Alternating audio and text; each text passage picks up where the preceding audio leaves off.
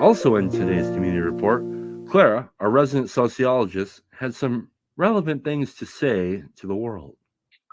So this is my kitchen. You can even see that there is a fly trap behind me. That's something I would have removed if I had really thought about this, because that is disgusting.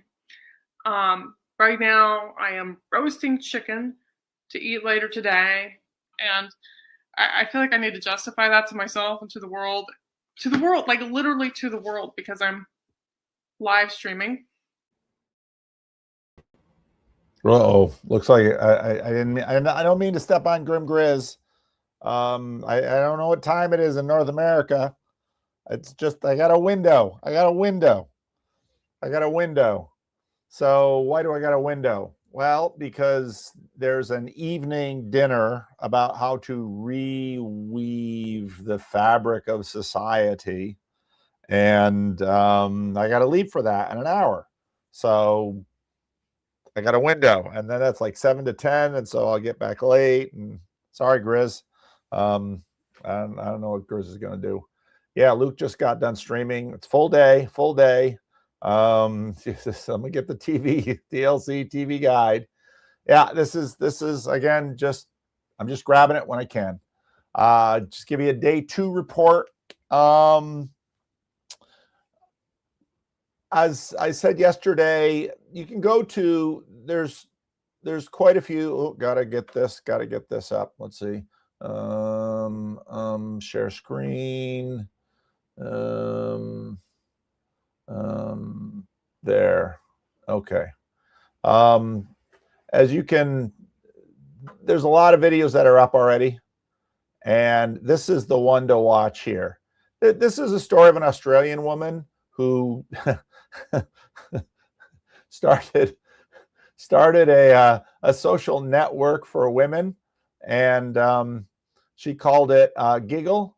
And there was a trans man named, or trans woman named, who named Tickle. And so it was Tickle versus Giggle in Australia, but it wasn't funny because she kept losing. But anyway, I thought the best speaker so far that I've heard was Ross Douthat.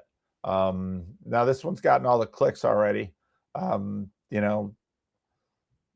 but this was the best speech so far given at ARC that I heard, in my opinion. Why?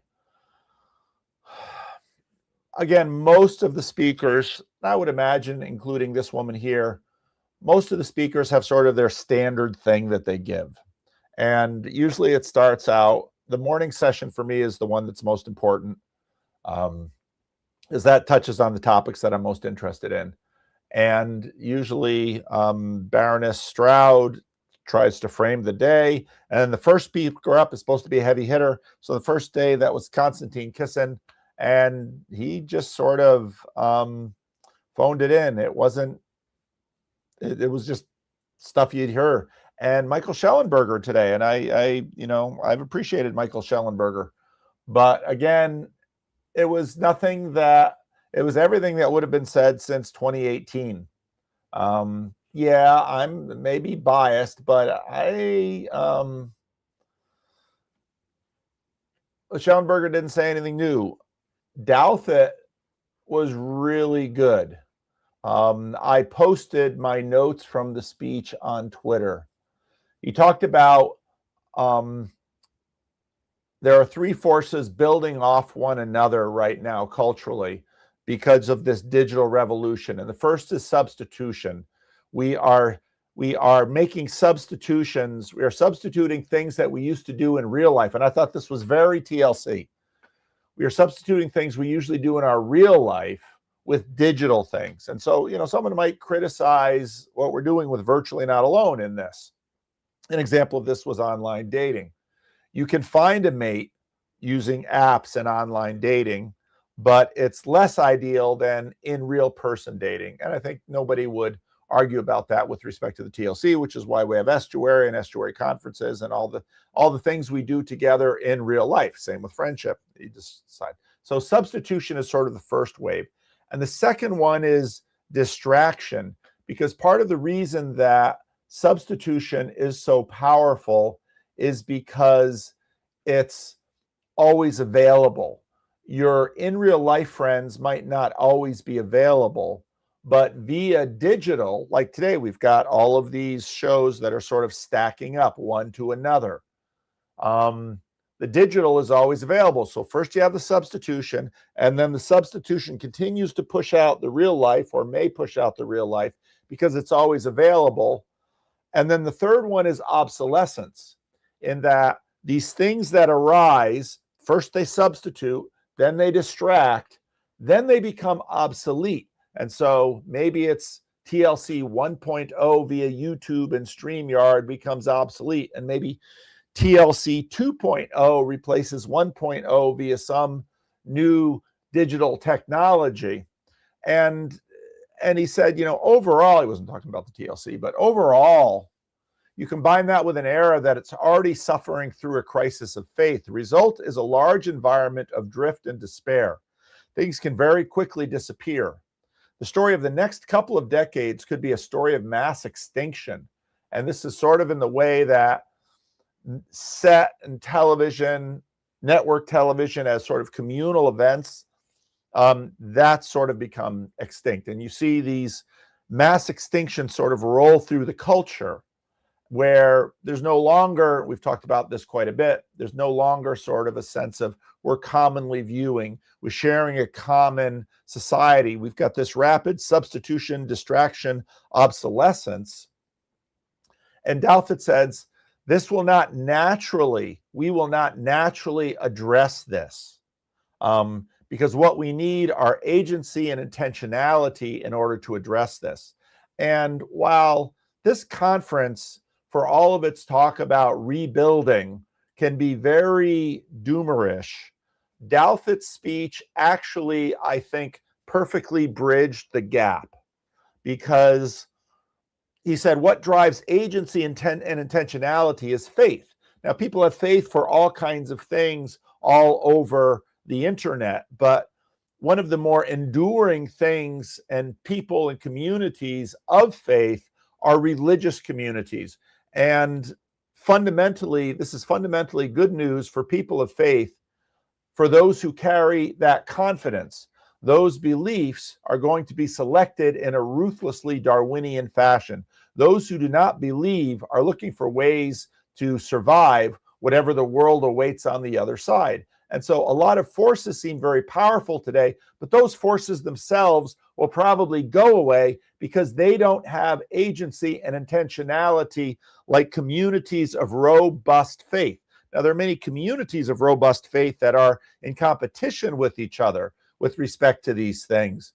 But I would imagine that the communities of ancient faith are probably going to be the most robust and probably going to outcompete. In other words, it's likely that the future will belong to the religious, and that goes into the declining birth rate narrative as well, because the other communities aren't even going to survive. So, the rest of the day, that was the most substantive, best talk that I heard today. And then just looking at some videos of talks that I didn't hear in person. Yeah, the Australian woman who was running a social network for women and got sued. But again, I'm not trying to say those things are unimportant or that they don't matter. I'm just saying that those kinds of stories have been with us a while. And I thought that the insight that Douthat delivered was profound. And he did it with a 12-minute talk. So while most people have, like, if you're like one of the headliners and you're given a 10 or a 12-minute slot, most people aren't delivering anything of substance. They're basically, you could take an AI to their channel and say, what are their greatest hits of their channel as an influencer, and coalesce this into a 10-minute talk. And most of the talks, that's sort of what you'll get. Or they have people that are sort of recently risen celebrities, like the astronaut yesterday who it's a nice talk. It's a meaningful talk, but you might leave here with the conviction of all the things that you came here to learn about, but you're not going to come away from here with something new. And so apart from just personal conversations out in the lobby, the Douthat talk, I'm coming away with something that's going to stick in my mind.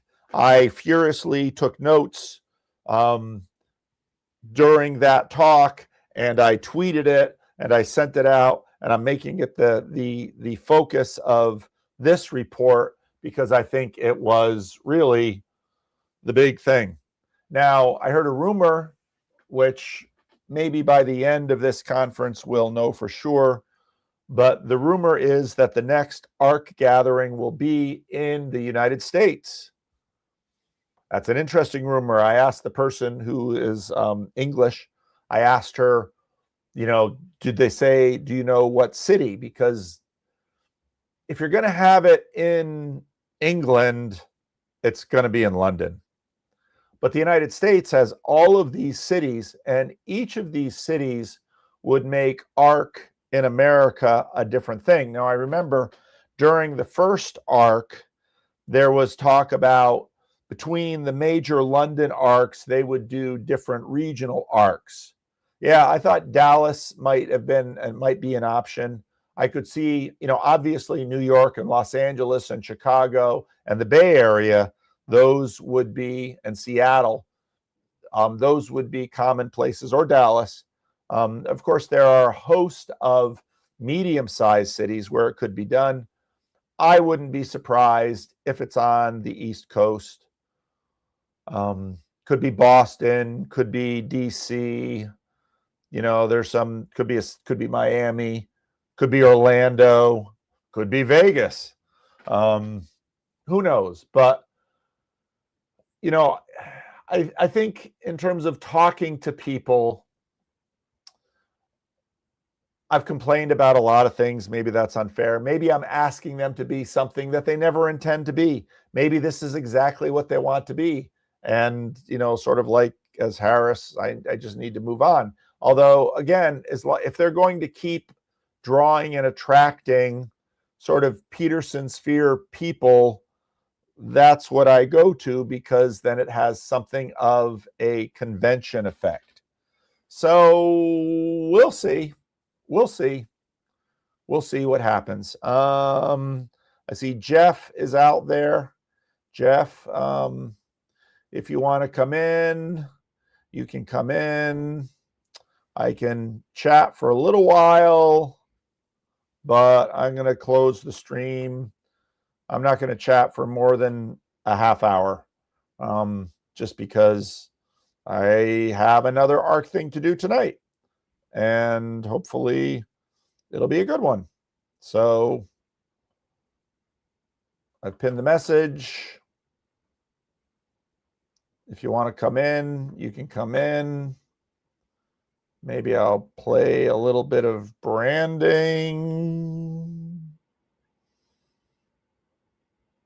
I'm going to tell you a little story about me and my friends, about something we did way back when. I was eating spaghetti and getting kind of sweaty when all of a sudden in walked Betty. Betty was my girl in these old days, and she had a lot of friends that were walking my way. Said first there was Helen, then there was Ellen, but the best of them all, she had the name of Llewellyn. She had the gleamiest eyes and the prettiest pose. But get this, Paul, she had some bony elbows. But back to the point. The point was this. Betty was jealous of my friend Sis. Sis at 7, Liz at 8. I thought the plan had worked, but it didn't work great. But take Fred's advice and never try that. It probably won't work and you might get slapped. Slapped. Yeah. That's my favorite of your raps, Fred. Here it is. Soda. Gotta have it. One love, baby. Freddie's drug. All right, here we go. Ready.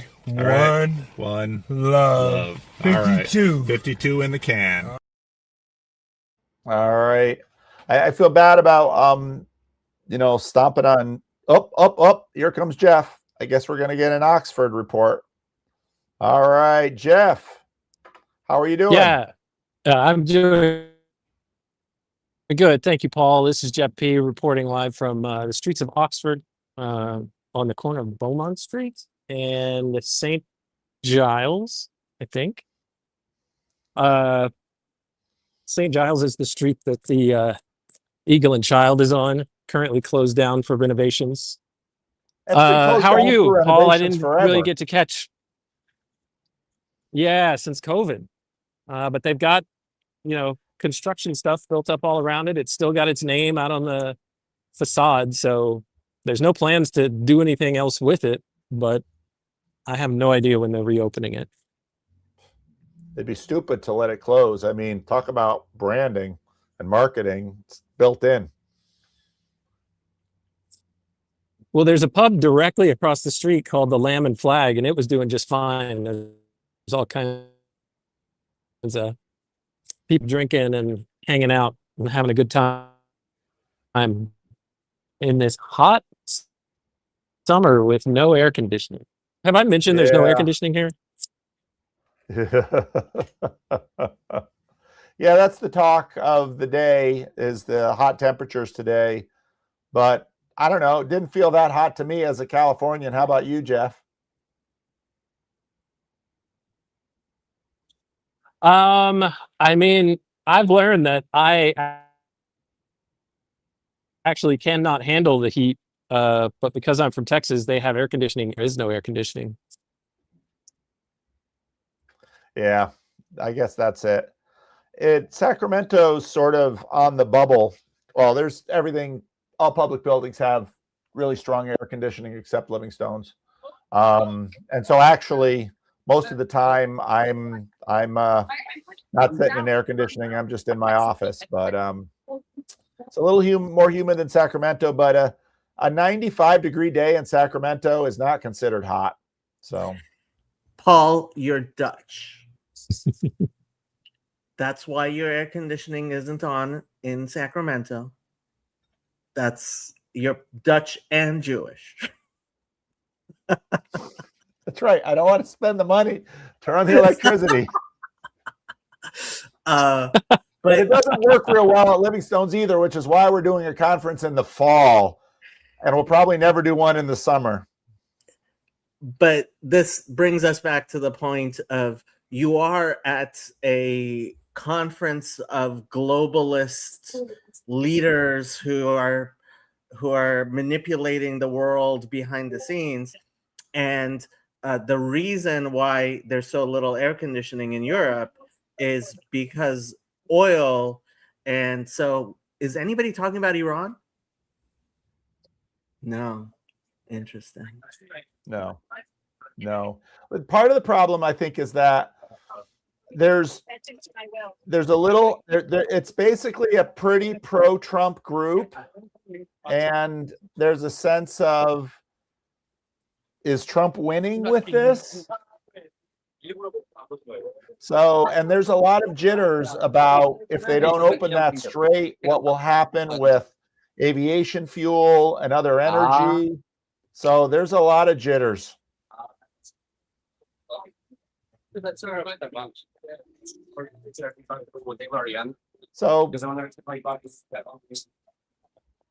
there's a lot of street chatter, Jeff, so I just muted you. So there's been less talk about Trump, and it's also the case that I didn't talk about this too much yesterday. This morning when I got to the venue, there's like the gold section of the high price ticket people, and then the regular. The gold section had contracted quite a bit this morning, which meant that my guess is, again, there are many kinds of two kinds of people, but one of the two kinds of people there are people with more money than time and people with more time than money. The gold section people are people with way more money than time. And, this was supposed to rival Davos and the World Economic Forum, but with each successive year, you could sort of see the clout of the people in attendance get lower and lower and lower. Jordan's not there. Like they could have actually canceled it.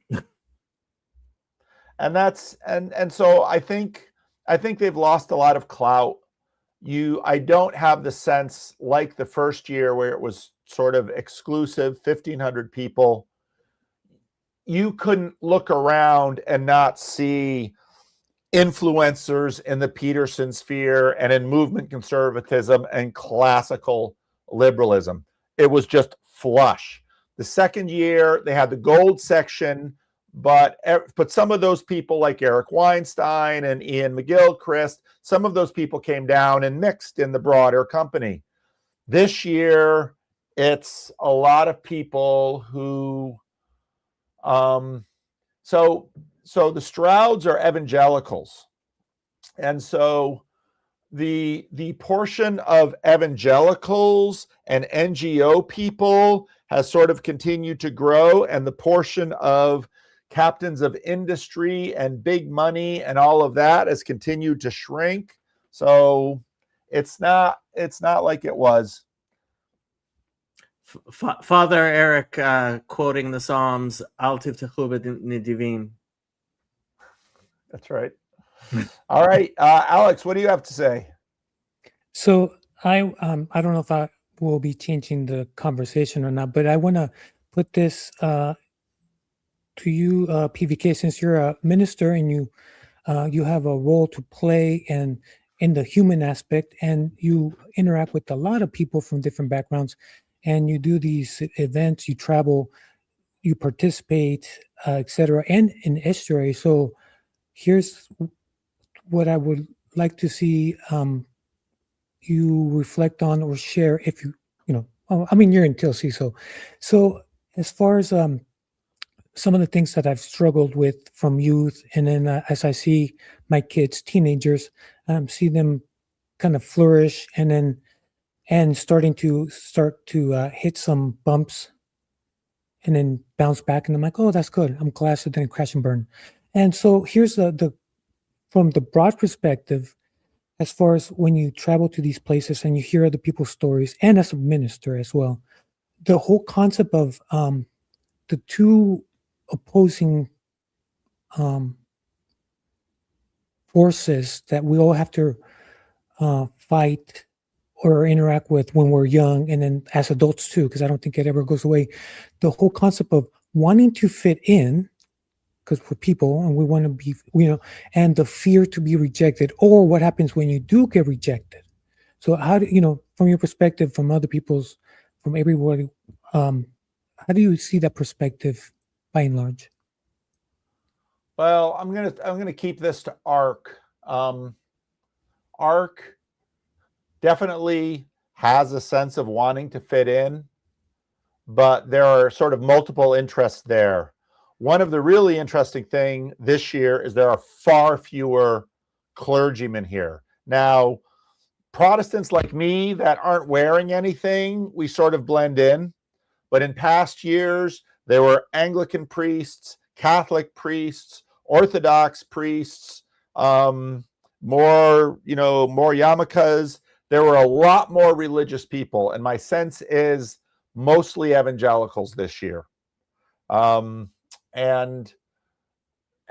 there is a sense, the dynamics in a conference like this of wanting to fit in. I said in previous years too, especially when there were more influencers and high status people around, when you talk to people, everyone sort of had their head on a swivel. Everyone was looking for a bigger name.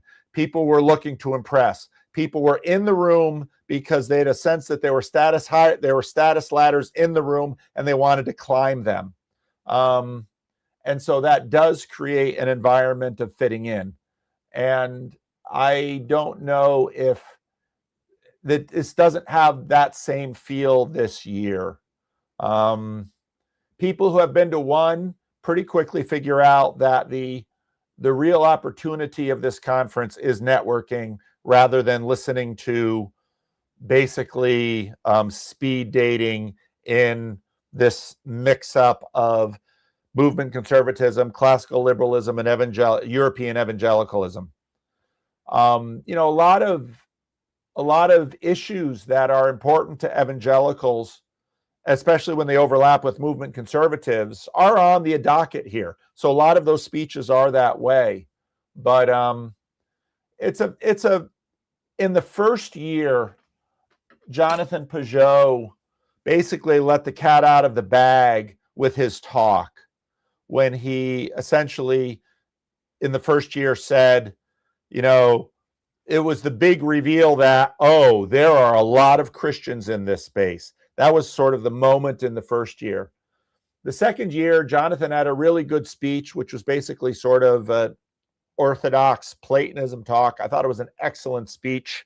The big speech of the second year, and if you look at the metrics of the speeches of the second year, it was the, okay, Simpleton, you're going to have to show me a face if we're going to let you on.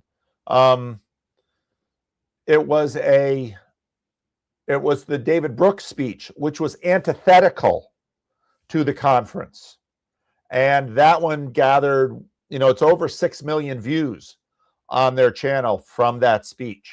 I was wondering if somebody like David Brooks or Barry Weiss was here this year. I haven't heard any antithetical voices. And so Brooks, I think, stirred debate by what he did because it was antithetical. And I think, again, if you want to hold interest, you really want something that people will chew on. Again, I was talking to someone who does go around in much higher circles than I am. And he says, you know, there's a sense that with Davos or the World Economic Forum, the masters of the post-war consensus feel the need to be there. And that's not this. That's not this. And it's less this, it seems like, with every successive year. And so, you know, again, I think Jordan really pulled people in to that. And he was the anchor and the headliner. I mean, honestly, when I heard you were going to ARC, I was like, they're holding it without Jordan Peterson? What's the point? Yeah. And, you know, given Tammy's report and just talking to some other people that know the situation close up, it's uncertain if he will ever recover, frankly. Wow. And God have mercy. Yeah. So you certainly pray for that, but there's no, you know, he's not on a track which is obvious. It much more looks like the drugs that he's taken to try to address this has sort of maybe, you know, ruined his nervous system. So Alex, I don't know if I really answered your question, but I kind of wanted to keep this focused on ARC because I have to land the plane pretty soon. I do have a follow-up question when it comes to ARC. Is there a specific idea of movement or something that was persuasive that you heard that kind of overtook your, as far as that has potential for change or any of that sort? Anything that was really stuck? Any idea out there? A lot of the speeches have been the same kind of speeches that we heard from 2018 to 2020. Those sort of focuses that Jordan Peterson paid attention to in Jordan Peterson Wave 1, they sort of dominate the docket. And not a lot of movement since that. And that's why I thought Douthat's speech was really good, because I thought he gave some insight into the future. But it's mostly been, you know, a lot of Jordan Peterson's issues. So Jordan Peterson, these are the issues Jordan Peterson cared a lot about. And it doesn't mean that many of the people there aren't doing good work. And they've gathered together a lot of people who are doing good work, and there's real value with that. And but they seem at this point to really just want to focus on doing what they've done. That seems to be, and somebody said to me, not somebody from the inside, but somebody said to me that, you know, they might be afraid of changing what they're doing because they think that they will lose who they're getting. But I think they've already lost a lot of who they had, because people will say, yeah, that's a fine thing, but it's not worth my time. And again, for many of the most vital people in the world, in terms of these networks, time is it. And so that was what was so impressive about ARC 1, the people that I could see who prioritized their time to go to London and go to ARC. Now, maybe having one in America will, you know, give it a different boost. Who knows? But I continue to, if the focus that they are trying to look on is we're going to save Western civilization and build a better world with you know, they're mostly Judeo-Christian language things, and they don't get real specific about Christianity, and they're mostly democracy, not monarchy or empire, and they're free markets, and they're, you know, pro-energy, you know, fine. But what are you bringing to this that makes people say, these are tables I want to be at? I don't know. You don't pay a lot of attention to internal Republican politics, but have you seen the JD Vance, Marco Rubio split in the room? No, I probably couldn't tell you where they are. And I haven't see, and this is something different from previous years too, and part of this might be my fault. We sort of carved out a space where I could be found.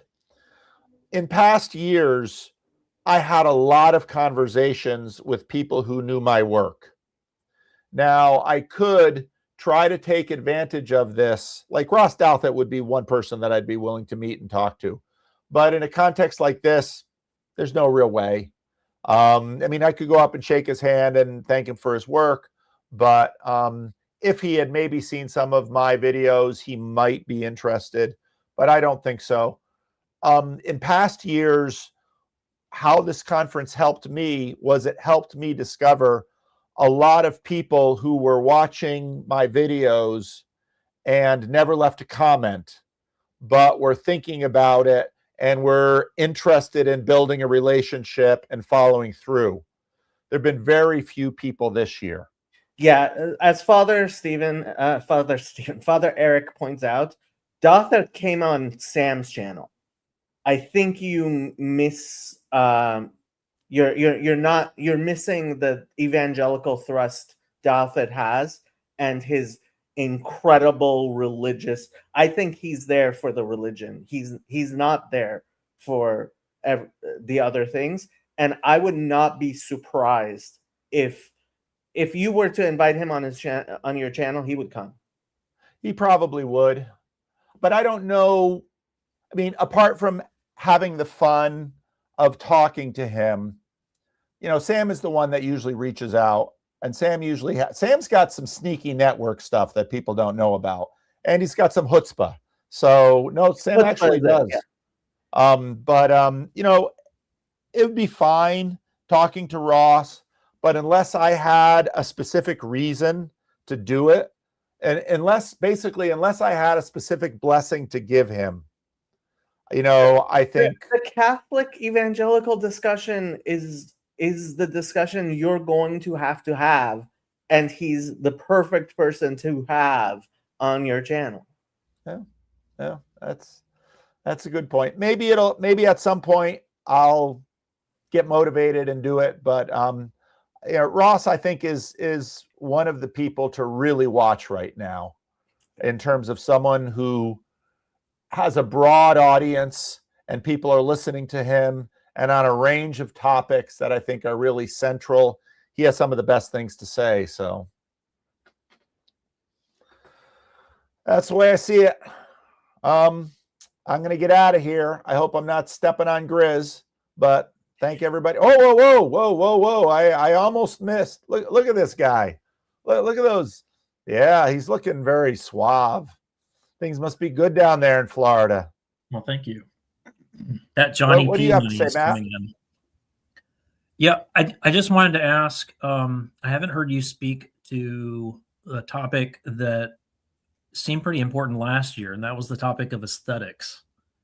Talking about beauty saving the world from inside of a cargo hangar, essentially.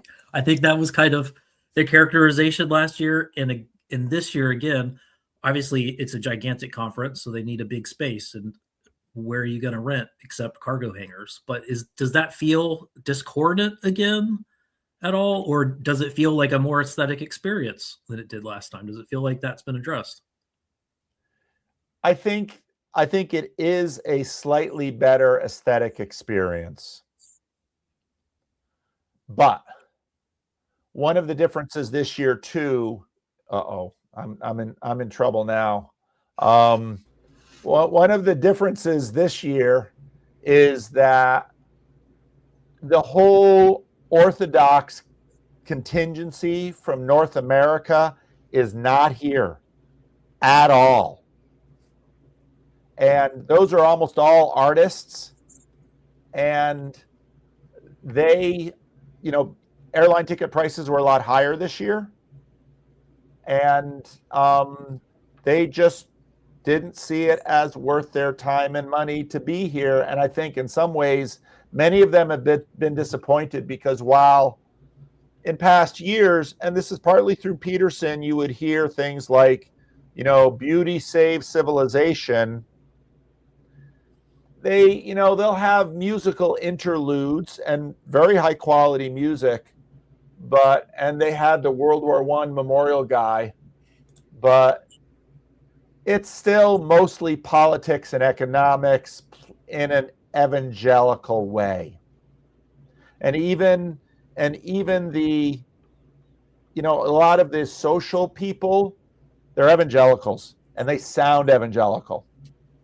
So, and I think that's because of the planners of the conference. So, no, I think if someone's going to do a big art thing about rejuvenation in the culture, there's certainly a lane for it because this isn't hogging it. All right, Grim Grizz, my apologies, my friend. All right. I amazingly had the loyalists over there. I was thrilled with how many eschewed you to be where the important things are. I actually ran some of Douthat's speech and let the link so people could see it instead of just hearing your take. But the only, what I'm here to ask you. I have not had a chance to talk to Jonathan Peugeot today, and I won't see him tonight. All right. But remember your words, sir. I'm holding you to it. Is he giving a speech? Is he like the closing headliner? He is giving a speech tomorrow, and the speech he's supposed to give. So one of the issues that there are two minds on here is AI. Is it a positive thing? Is it a negative thing? And so depends on how much money you have and whether or not you think that's going to save you when they get rid of everybody else.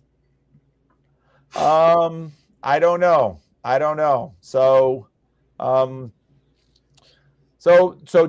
Peugeot is supposed to give a negative speech on AI, which he certainly can do. So that's what he told me when I talked to him yesterday. So anticipate that. I blessed him for that. All of Jonathan's speeches at ARC have been some of his best short speeches. So I expect him to do really well again. So we'll see. Simpleton, what say you? Hello. Hi. Good afternoon. Good evening. Good afternoon. Or good morning. I'm not sure what time zone everybody is at. Well, it's late afternoon. I'm in London right now. Most of these people are in America. Yeah. I'm based in London as well. So welcome to my city. I hope it's doing you well. Sorry for the heat wave. That's for a Californian, not a big deal. Yeah, it's a bit of a concrete jungle. So, and it gets it stays very warm in the evening also because the building just released all the heat. It's been soaking up. So, well, once you've spent apologies, time in Fresno, California, this is nothing. So, what's on your mind? I wanted to thank you first of all. I've been getting a lot into your channel and the TLC. It's quite a cool space to listen and get into. I've listened to Jacob for a bit, and so yeah, it's quite cool. The question I had is, you said that maybe I don't want to straw man you, but it seems as if you said that from what you've seen so far, Arc seems quite stale and stuck in 2018. In some regards. So why is it that it's been 7 years since that point? We've come out of the pandemic. Why is it that people kind of haven't made that leap past Jordan Peterson into what's next, or do people not know what is next? I think a lot of people have made the leap, but I don't know if the people leading this know quite how to lead forward beyond the main talking points that they've made. And maybe they are, and maybe they're doing it, but they're not doing it with this. This is a very standard conference, and the speeches are, this year especially, very predictable, with the exception of Douthat's speech. And I don't know that gives a lot of forward progress. Maybe if they go to America, they'll try and do some different things. I don't know. So that's my take. Now, many people are enjoying the conference. Cassidy told me it's not as bad as you said. So, hey, maybe I'm just a negative person. But this is, I'm one of the guys that I met at Breakwater is Nemo, this Mormon who, keeps trying to expose Mormon church lies. Adam's Fall didn't think much of him. But the interesting thing about Nemo is he's in many ways still wants to think of himself as a loyal Mormon because he just wants the Mormon church to be better. And I still think that there's room for taking some of these. There's a lot of great people here. And there's a lot of people who are doing a lot of great things. And I'm not a post-liberal. I'm still sort of a liberal accommodationist. I believe in democracy. I don't believe in monarchy. I don't believe in empire. So in many ways, I'm evangelical-ish in many ways. I should be just right in their bullseye. And I'd like to see them really bring more to the table. I do have a question for you, PVK. Yep. Once it's all said and done and all the videos come out and the speeches come out and people, the spectators, on YouTube, once it's all said and done, what do you anticipate if they are going to change and try to improve next year? Are you anticipating anything, or do you think it'll be so? Anyways, yeah. What do you anticipate? I'm not anticipating anything because I've made these videos. I know some people that I know who know people in it have gone to them with many of the same critiques that I bring. And when they come back after giving their critique, they basically tell me, they don't seem interested. Lance, I'm going to close up the stream in a matter of minutes. So I don't necessarily anticipate much change. I'd like to see change. But what was interesting was that a woman who was at ARC last year, she's a therapist from the UK. She came to Breakwater this year and now ARC, and she was in our little huddle, our little corner of the ARC. And so then I asked her, of course, her story. last year after ARC, she was very excited, so she looked for videos about ARC.